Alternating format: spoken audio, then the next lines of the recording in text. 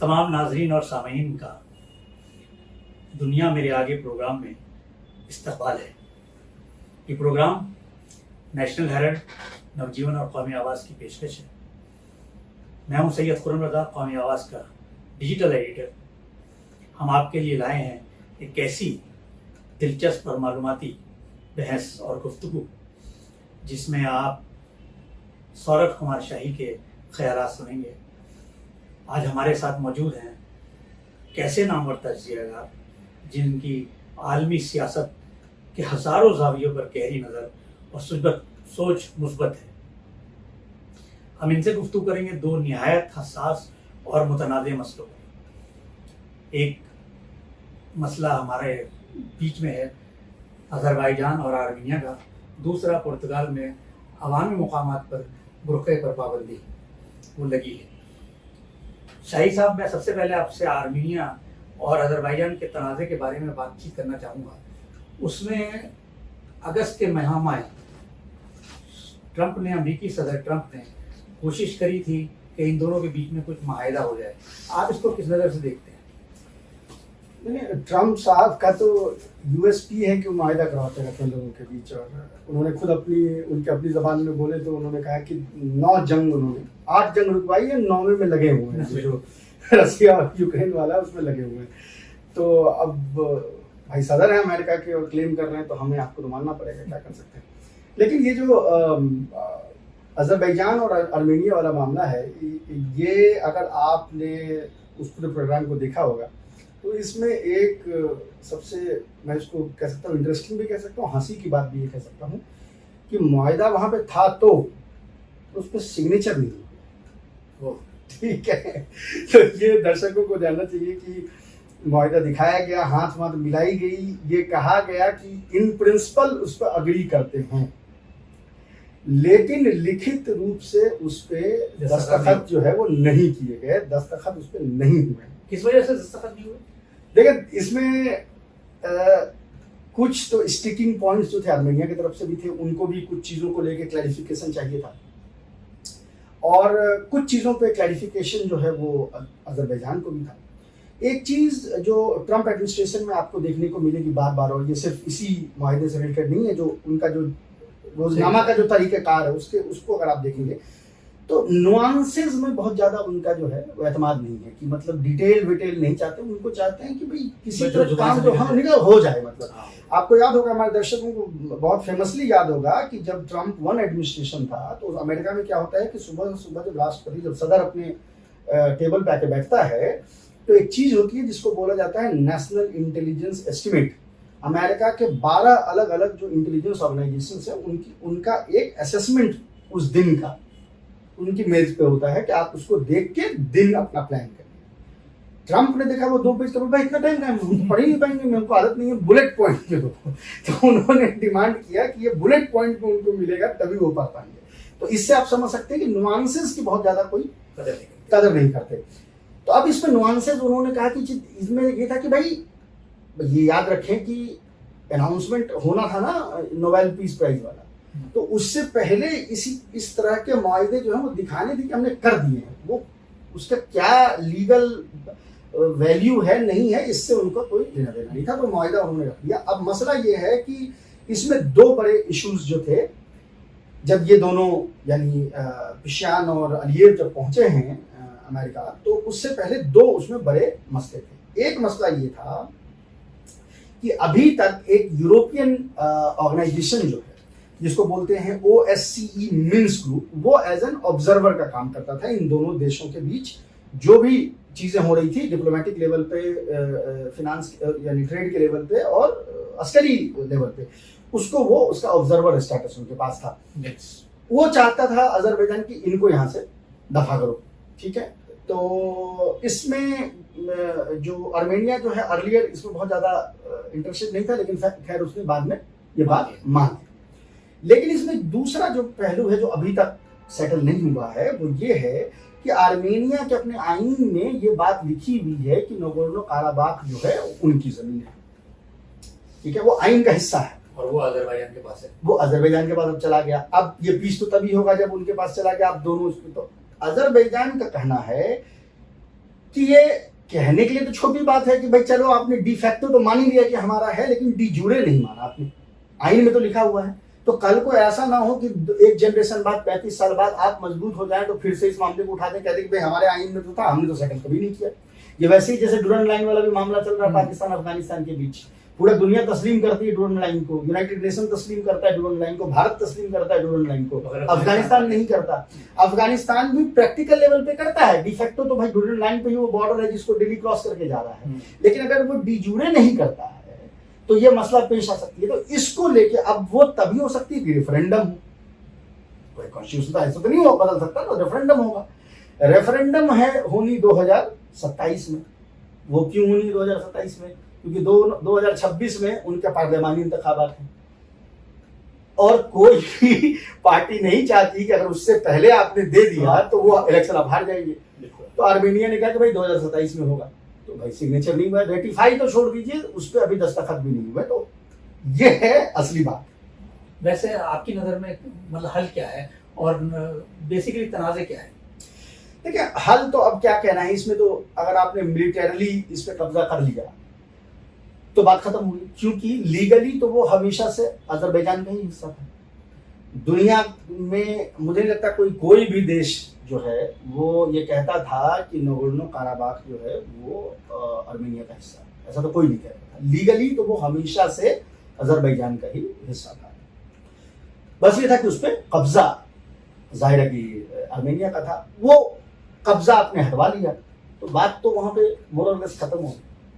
अच्छा, ये निगोशिएशन अगर आप देखेंगे तो इसमें अजरबैजान जो है at the position of strength से निगोशिएट कर रहा है ना, सारे बटन्स उनके पास है। भाई मिलिटरीली आपको हरा चुका है, डिप्लोमेटिकली आप हारे हुए हैं ऑलरेडी, आपका वो चाहे अभी तो इकोनॉमिक सीज कर सकता है, आपको पार्सल सीज तो आपके अराउंड लगा भी सकता है। तो जब सारे बटन्स उसके हाथ में हैं तो वही दबाएगा, वो वाली बात है।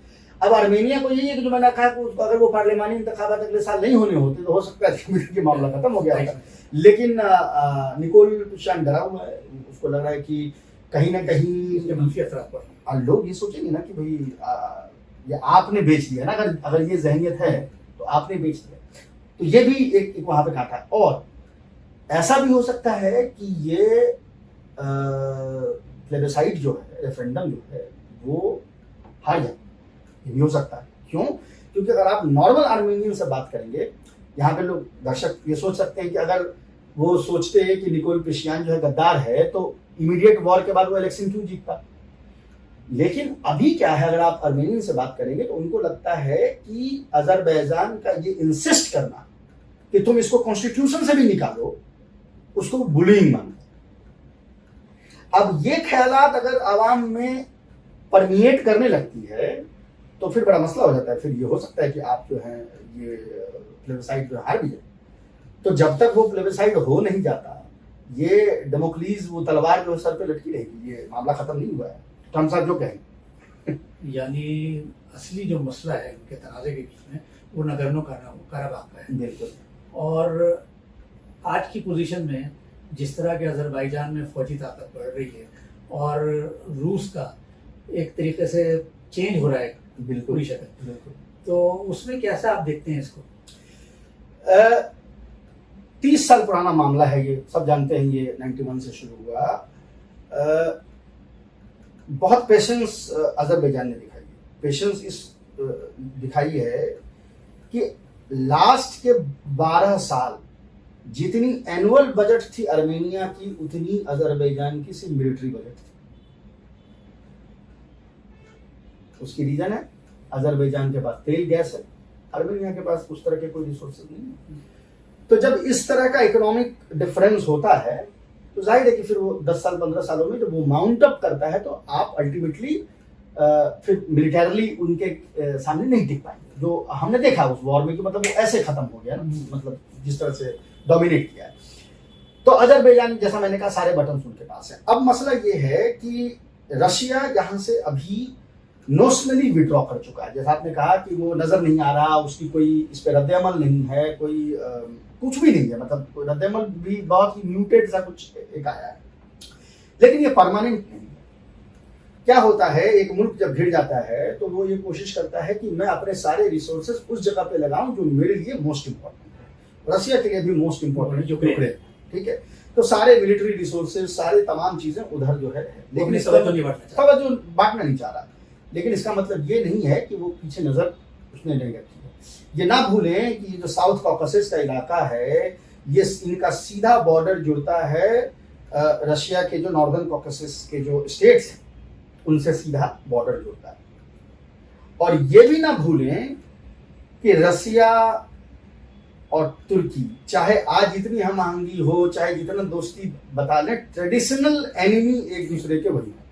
अगर आज भी आप टर्की में जाएंगे, उनके मिलिट्री इंस्टॉलेशंस पे जाएंगे, खासकर उनके मिलिट्री ट्रेनिंग कॉलेज पे, मैं गया भी हुआ हूँ कई बार, तो वहाँ बाहर में एक लाइन ऐसी लिखी हुई, हालांकि अब पता नहीं पिछले 5 साल से नहीं में, क्या हो सकता है उसमें डिलीट कर दिया हूँ आजकल तो बड़ा लेकिन उसमें एक लाइन लिखा हुआ था कि मत भूलो कभी कि दुश्मन कौन है, रसिया।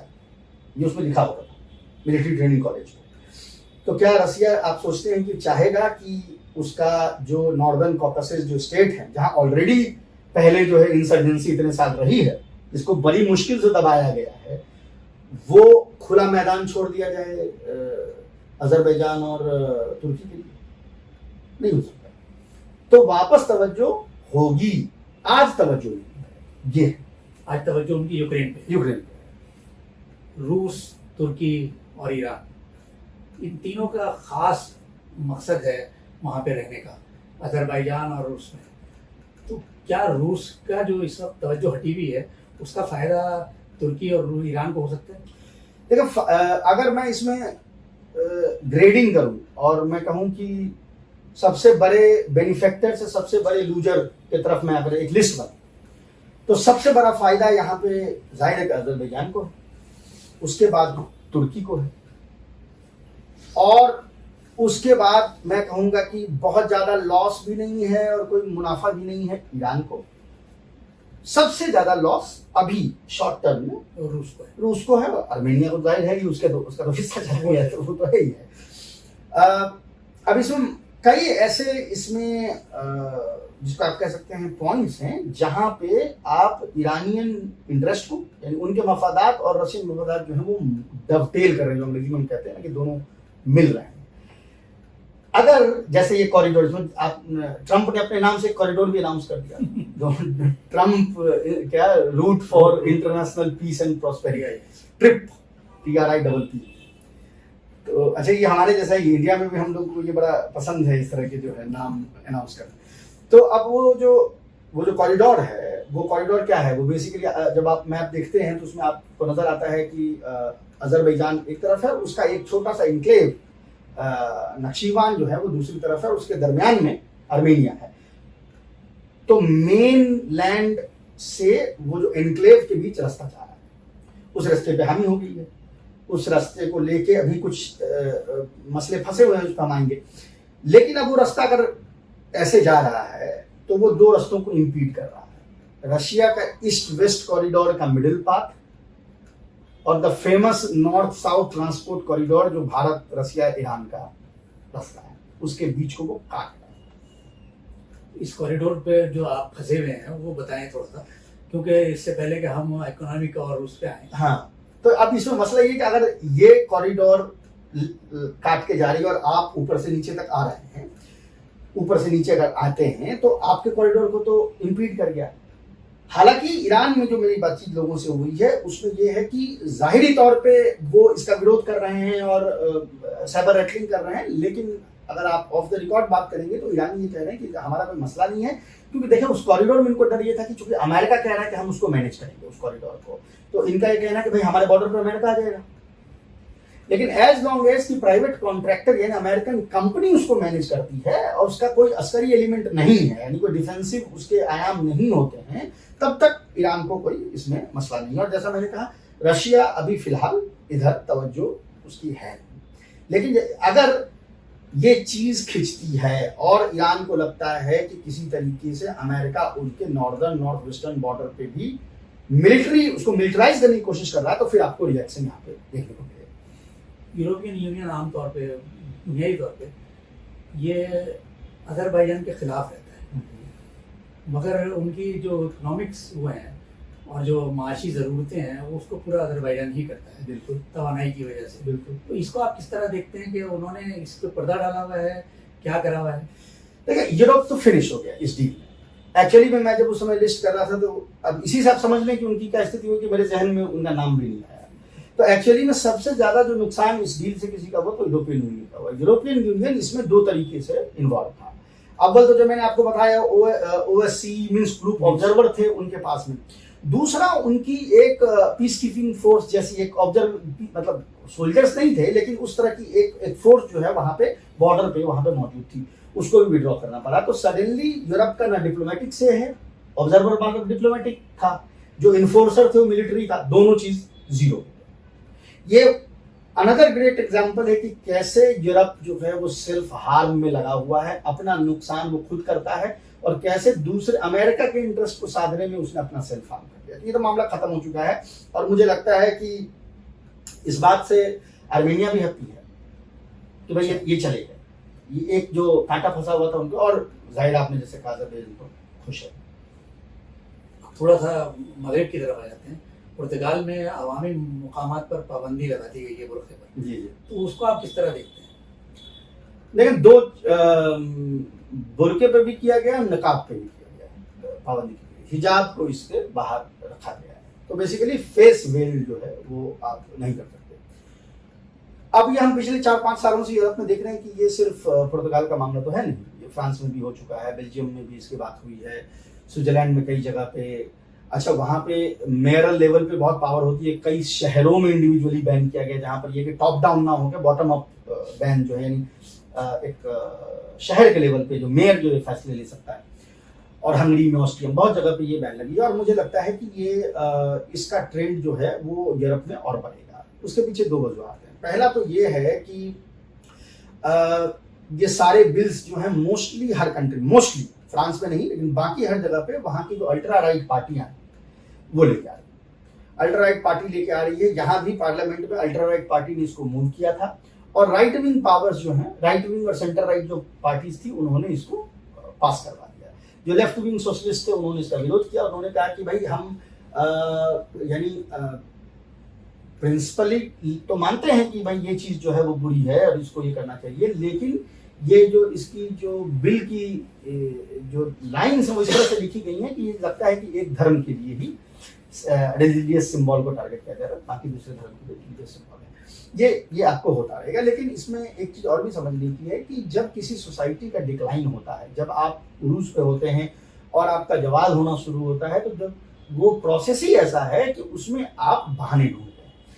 यूरोप का जवाल हो रहा है, सब देख रहे हैं, कोई हमारे आपके ये सारे दर्शक जो हैं खुद भी देख रहे हैं कि वो अभी हमने एक बात की कहाँ हर जगह पे उसका आप जो है डाउनफॉल देख रहे हैं।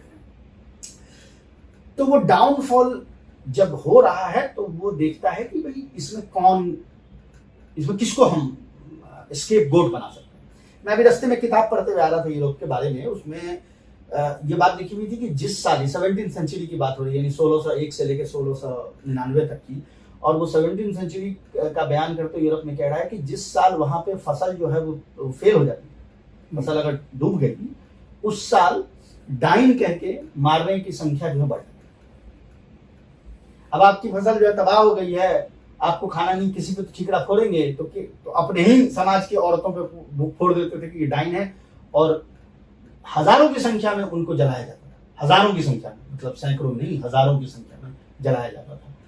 150 साल में 1 मिलियन विच यानी डाइन अगर अपनी हिंदुस्तानी जबान में बोले तो जलाई गई। सेम सिचुएशन, अब आप जला नहीं सकते अपनी औरतों को, तो आप कहीं ना कहीं तो स्केप ढूंढेंगे। तो वो स्केप, अब देखिए वहां पर इसका कोई मतलब, पूरे पुर्तगाल में मुझे नहीं लगता होगा कि 1000 औरतें भी होंगी जो बुर्का और निकाब पहनती। हिजाब अलग चीज है, हिजाब पे तो बैन लगा भी नहीं, बुर्का और नकाब पहनने में 1000 औरतें भी नहीं होगी। लेकिन एक हल्ला भी हुआ, अब रद्द अमल भी इस पे होगा। तो ये तो वो चाहते हैं कि भाई ये चीजें हों ताकि एक जो फेलियर ऑफ गवर्नेंस है वो कहीं ना कहीं छुप जाए। वो हम हर जगह देखते हैं, अपने यहाँ भी होता है, वहां भी हो रहा है, शक्ल अलग अलग हो गई। जैसे आपने बताया कि इसमें सेक्युलरिज्म की हार है, मगर सिक्योरिटी के एतबार से इसको काफी उससे देखा जाता है। क्या आपकी नजर में है? देखिए, डेटा हर चीज कहती है, हम और आप क्या सोचते हैं वो उससे तो कानून डिसाइड नहीं होगी। अब डेटा ये कहती है कि बुर्का पहन के चाकू से हमला करने के जो केसेस को यूरोप में वो है भी नहीं, वो नेग्लिजिबल है। अटैक भी जो टेररिस्ट अटैक होती है वो बुर्का पहन के कोई, अब आप बुर्के को देखें पहले, वो आपको लगता है कि कोई आदमी कोई मिलिट्री काम करने जा रहा हो तो वो कपड़ा पहनेगा जिसमें कि आपका पैर उलझ के खुद आप गिर जाए। मतलब अब ये कहना भी जो है वो हास्यास्पद है ना, कि मतलब आप ये उसको पहन के आप मिलिट्री काम करने के लिए आप वो कह रहे हैं। डेटा भी इसको सपोर्ट नहीं करती। लेकिन जैसा मैंने कहा एंगल को भी एग्जैक्टली वो सिक्योरिटी का कोई एंगल वहां पे है नहीं।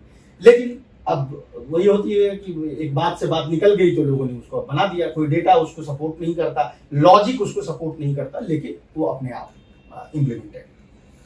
शाही साहब बहुत बहुत शुक्रिया आपका। आपने अपनी बसीरत से हमें इस मामले पे रोशनी डाली और इस तरह हम पता लग पाया, हमारे क़ारीन को, हमारे नाजरीन को हमारे इस तरह पता लग पाया कि इन दोनों मसलों में क्या क्या पेचीदगियाँ हैं और क्या गहराइयाँ हैं जो आपने हमें से बताई।